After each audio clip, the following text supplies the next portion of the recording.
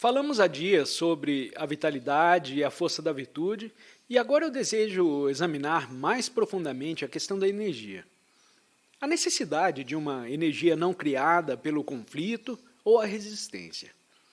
Essa energia é de suma importância, porque dela necessitamos para aprofundar aquele estado que transcende toda a experiência e que não é matéria de fé. Mas, em primeiro lugar, acho que deveríamos nos esclarecer mais uma vez quanto à intenção dessas reuniões. Esse orador não está interessado em nenhuma espécie de propaganda, não deseja te converter a uma determinada maneira de pensar ou norma de ação, e tampouco está tentando criar uma atmosfera ou ambiente especial no qual o indivíduo possa produzir aquela energia total. Mas existe, indubitavelmente, além da razão e do pensamento, uma energia que se manifesta quando é eliminado o conflito, de qualquer espécie que seja. O próprio conflito gera uma certa forma de energia, nascida da reação, da resistência, da repressão e da contradição. Mas é necessário que o conflito desapareça completamente, para que se torne existente aquela outra energia. Bem, antes de entrarmos na questão relativa ao esvaziar a mente de todos os conflitos, todas as ideias e todos os conceitos, nos deve ficar bem clara a função, se posso empregar tal palavra, que como ouvintes aqui desempenham.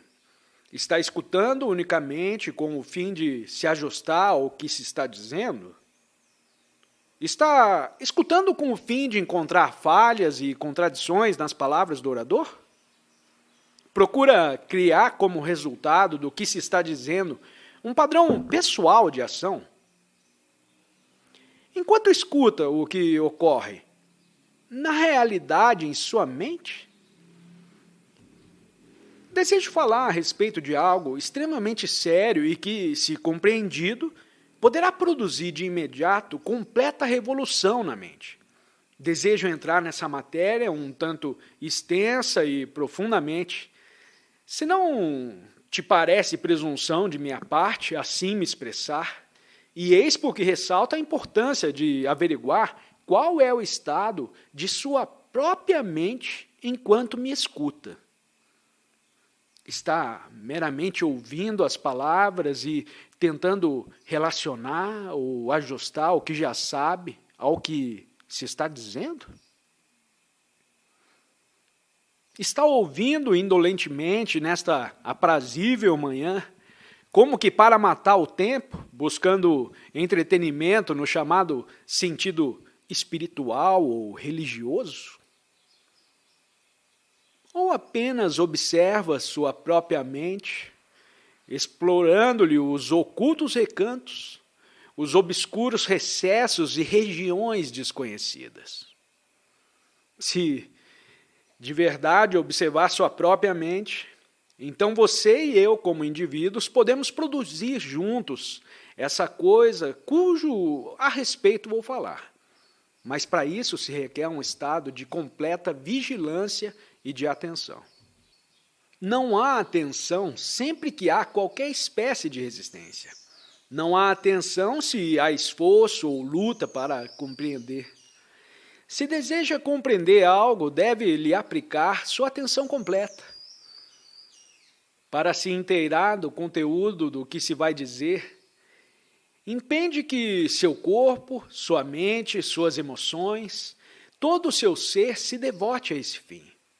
E então, esvaziando a mente de seu total conteúdo, descobrirá por você mesmo que se manifestará uma extraordinária energia.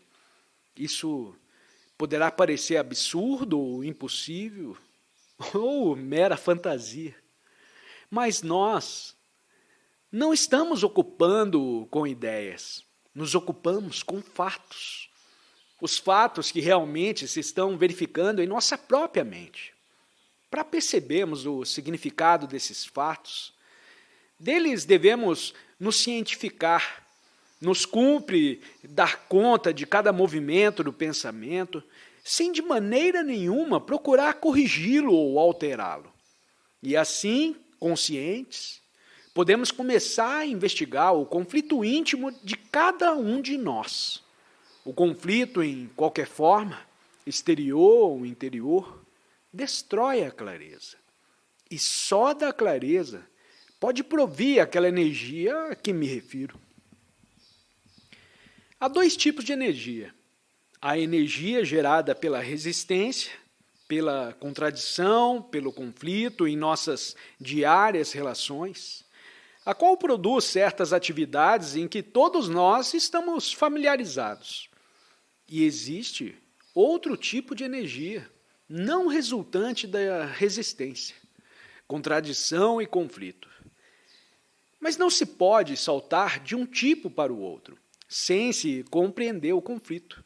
Porque enquanto houver conflito de qualquer natureza, e por mais sutil que seja, não poderá existir a verdadeira energia. Essa energia só se torna possível com a total cessação do conflito. E não se pode pôr fim ao conflito quando se tem um motivo, o desejo de alcançar a autêntica energia. Evidentemente, todos nós temos energia física e mental em variados graus. Como a maioria dos habitantes do Ocidente vivem fisicamente, com certo conforto e bem alimentados, e gozam de uma certa dose de folga, eles têm, em geral, mais energia física do que os habitantes do Oriente, onde há menos comida e mais desconforto e excesso de população.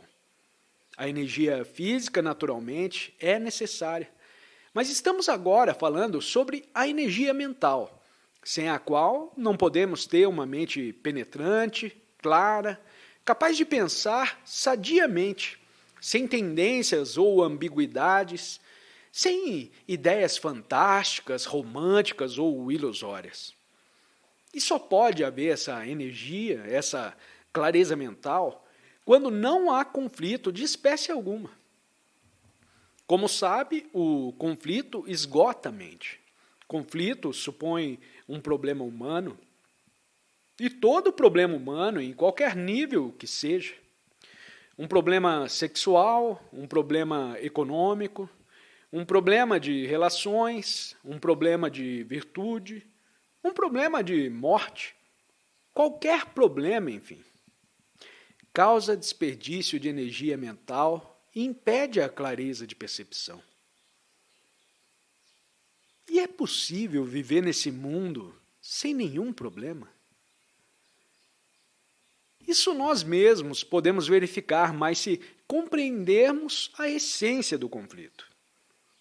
Deixe-me aqui dizer que não está escutando com o fim de alcançar um determinado estado mental ou de captar uma certa vitalidade, com que fazer frente ao seu cotidiano viver.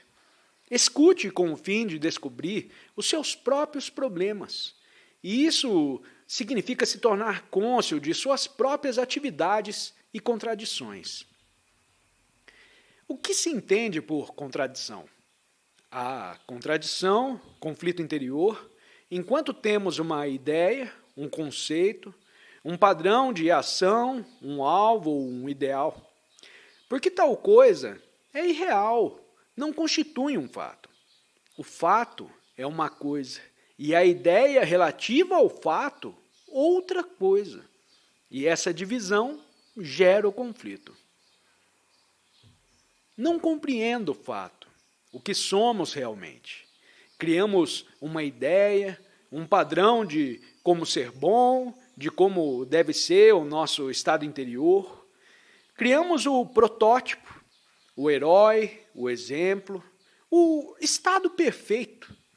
E lutamos para aproximar desse ideal o nosso viver.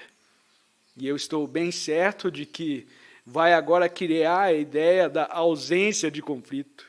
Ideia que se tornará o padrão. Ora, por que criamos o padrão? Criamos o padrão porque desejamos evitar o fato. Não importa qual seja ele. Como estamos insatisfeitos e não compreendemos o fato, o que somos, criamos a ideia do que deveríamos ser. E por isso há uma divisão, uma contradição. No mundo inteiro se verifica esse processo, essa fuga ao que é, mediante a busca inspirada pela ideia do que deveria ser.